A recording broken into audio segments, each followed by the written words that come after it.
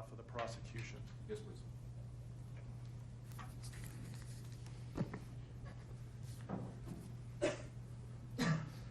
Your Honor, there are no words to adequately describe the unimaginable tragedy that brings us before this court today.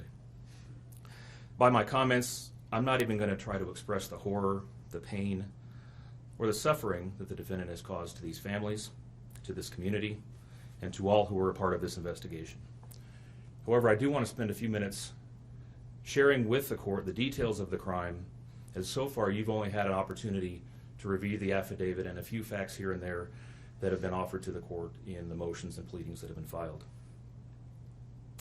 The questions that have screamed out to anyone who will listen since August 13th of 2018 are why and how. Why did this have to happen? How could a seemingly normal husband and father annihilate his entire family? For what? These are the questions that only one individual in this courtroom or on this planet knows the answers to. I fully expect we will not receive the answers to these questions today, nor will we at any point in the future. I don't expect that he will ever tell the truth about what truly happened or why. Even if he did, there is no rational way that any human being could find those answers acceptable responses to such horrific questions. The best we can do is try to piece together some kind of understanding from the evidence that is available to us. And the evidence tells us this: the defendant coldly and deliberately ended 4 lives, not in a fit of rage, not by way of accident, but in a calculated and sickening manner. Shanann was 34 years old. She had married the defendant in November of 2012. Over the weekend leading up to August 13th, she had been at a work conference in Phoenix, Arizona, and returned home in the early morning hours of August 13th.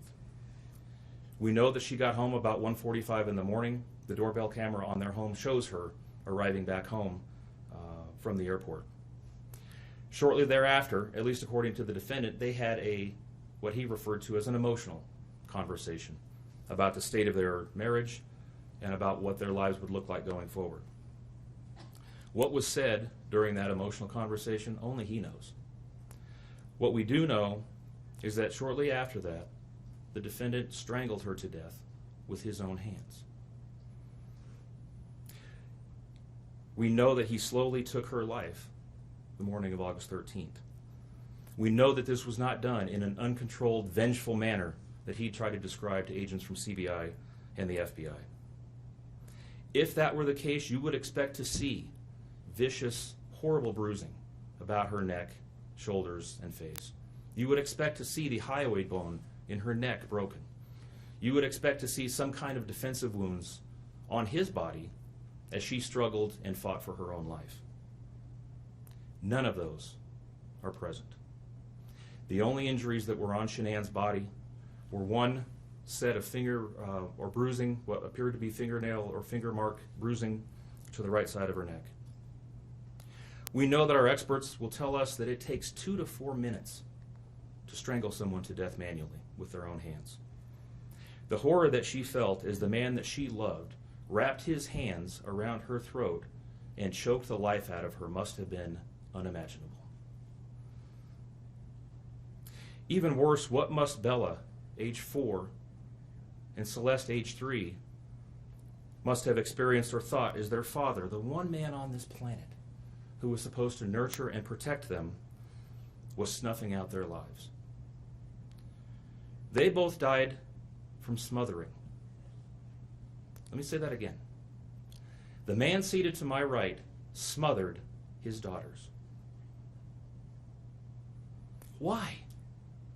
Imagine the horror in Bella's mind as her father took her last breaths away. Your Honor, understand very clearly, Bella fought back for her life. The frenulum, the connective tissue between her upper lip and her gum, had a 1.5 centimeter laceration. She bit her tongue multiple times before she died. She fought back for her life as her father smothered her. Celeste had no such injuries. In fact, she had no external injuries at all. But according to the medical examiner, she was smothered nonetheless. The defendant then methodically and calmly loaded their bodies into his work truck, not in a hasty or disorganized way.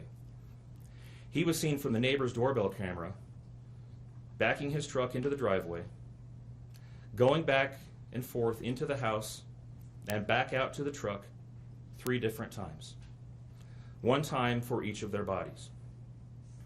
He then drove them away from their family home 1 final time, intent on hiding any evidence of the crimes that he had just committed. In 1 final sign of callousness for his wife, his daughters, and their unborn son, and their remains, he drove them to a location that he thought no one would ever find them, to one of the oil tank batteries with which he was so familiar. He knew this was safe. He had texted a coworker the night before saying, "I'll head out to that site. I'll take care of it." He had carefully ensured that he would be alone in the middle of the plains to secrete away the remains of his family in a place that he hoped they would never be found. In 1 final measure of disrespect for the family he once had, he ensured that they would not be together, even in death, or so he thought. He disposed of them in different locations. He buried Shanann and Niko in a shallow grave away from the oil tanks. Bella and Celeste were thrown away in the oil tanks at this facility. Different tanks, so these little girls wouldn't be together in death. Imagine this, Your Honor. This defendant took those little girls and put them through a hatch at the top of an oil tank, 8 inches in diameter. Bella had scratches on her left buttocks from being shoved through this hole. A tuft of blonde hair was found on the edge of one of these hatches. The defendant told investigators that Bella's tank seemed emptier than CC's because of the sound that the splashes made. These were his daughters. Significantly, when his coworkers arrived at the tank battery later that morning, to a person, they all described him as acting completely normally. It was a normal workday, even while his daughters sank in the oil and water not far away from him. And then his efforts at deception truly began. We've all seen the emotionless interviews that the defendant gives to the local media, asking for help in locating his family. We watched as he claimed that the house was empty without them, and that he hoped that they were somewhere safe, and that he just wanted them to come home. He told investigators that they were at home sleeping when he left for work that morning, and that Shanann had told him that she was taking the girls to a friend's house for the day. What is striking about this case, Your Honor, beyond the horrors that I've already described to you, is the number of collateral victims that he created by his actions. While he stood in front of TV cameras asking for the safe return of his family, scores of law enforcement officers, neighbors, friends, and family scoured the area, fretted for their safe return. They texted him begging for any information and sending him their best wishes, all the while he hid what he had done. The list of indirect victims does not end there. Think of the firefighters and the Colorado State Patrol hazmat experts who had to don protective suits and who were called upon to pull Bella and Celeste out of those oil tanks. Or the coroner employees who had to conduct these autopsies. Or the victim assistants who frantically attempted to ease the suffering of those affected. All of this, Your Honor, for what? Why? Why did this have to happen? His motive was simple, Your Honor. He had a desire for a fresh start, to begin a relationship with a new love that overpowered all decency and feelings for his wife, his daughters, and unborn son. While Shanann texted the defendant over and over again in the days and weeks leading up to her death, attempting to save her marriage, the defendant secreted pictures of his girlfriend into his phone and texted her at all hours of the night. While Shanann sent the defendant self-help and relationship counseling books, one of which, ironically enough, was thrown in the garbage. He was searching the internet for secluded vacation spots to take his new love in researching jewelry. And while Shanann took the girls to visit family in North Carolina, the defendant went to car museums and the sand dunes with his new girlfriend. The stark contrast between the subjects of their internet and text content is absolutely stunning. Even the morning after he killed them and disposed of their bodies, he made several phone calls. One was to the school where the girls were supposed to start, telling the school that the girls would not be coming to school anymore, that they were being unenrolled, presumably to give him some more time before law enforcement notification about them going missing. He contacted a realtor to start discussing the selling of his house, and he texted with his girlfriend about their future. None of this answers the questions of why, however. If he was this happy and wanted a new start, get a divorce.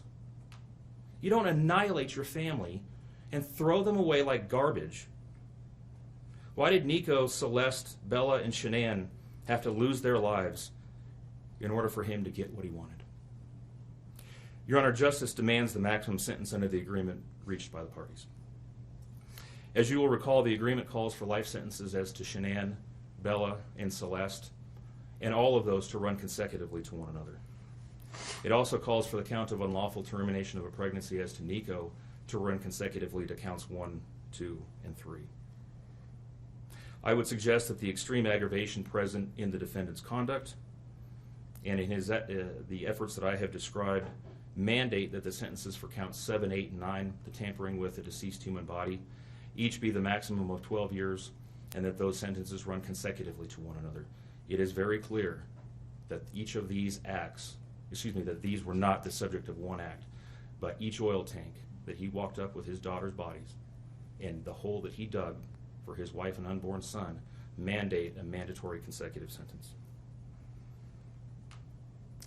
It's been alluded to this morning, but the defendant was certainly eligible for the death penalty in this case under the existing law in the state of Colorado.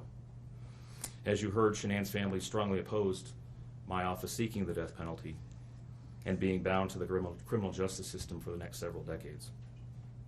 That's in large part, as you've heard, why we have reached the agreement that we have. 4 lives were lost at the hands of the defendant on August 13th for reasons that we will never fully understand, nor will we know. In the end, the Rusick family was much more merciful towards him than he was towards his wife, his daughters, and his unborn son. Prison for the remainder of his life is exactly where he belongs for murdering his entire family. Thank you. The court's going to find that the plea agreement is fair and reasonable under the circumstances. I want to acknowledge the Rusick family as well as the Watts family that showing mercy on Mr. Watts is understood, and I respect that decision to request that the district attorney not seek the death penalty in this case. And so the court is going to accept this plea bargain under the circumstances. Words that come to mind when I hear the evidence in this case are a senseless crime and the viciousness of the crime. And equally aggravating in this court's determination is the despicable act of disposing of the bodies in the manner in which they were done in this case. I've been a judicial officer now for starting my 17th year, and I could objectively say that this is perhaps the most inhumane and vicious crime that I have handled out of the thousands of cases that I have seen. And nothing less than a maximum sentence would be appropriate, and anything less than the maximum sentence would depreciate the seriousness of this offense. So the court is going to sentence Mr. Watts as follows. With regard to count number 1, murder in the first degree as it relates to Shanann Watts, the court is going to sentence you, sir, to a life sentence in the Colorado Department of Corrections, followed, with no possibility of parole. And that is going to run consecutively to all but counts 3 and 4. With regard to count 2, as it relates to murder in the first degree with Bella, the court is going to sentence you to life in the Colorado Department of Corrections with no possibility of parole. With regard to count number 3, the court is going to sentence you as it relates to Celeste to life in the Colorado Department of Corrections with no possibility of parole. With regard to counts 4 and 5 relating to Bella and Celeste as a different theory of first-degree murder, the court is going to sentence you to life in the Colorado Department of Corrections, and legally those sentences must run concurrently as a different theory of first-degree murder. Recognizing the unlawful termination of pregnancy for the unborn child that has been named Niko, the court absolutely believes that the maximum sentence of 48 years would be appropriate to run consecutive to the other charges, with an additional mandatory parole period of 3 years as set forth by statute. With regard to count number 7, as it relates to tampering with a deceased body, as well as counts 8 and 9, each a class 3 felony, the court is going to impose a maximum sentence of 12 years each for those counts to run consecutively to the other counts. The court is going to order that the statutory fees be paid and court costs. The court's going to grant the prosecution 91 days to file a notice of restitution, and that will be the sentence of the court.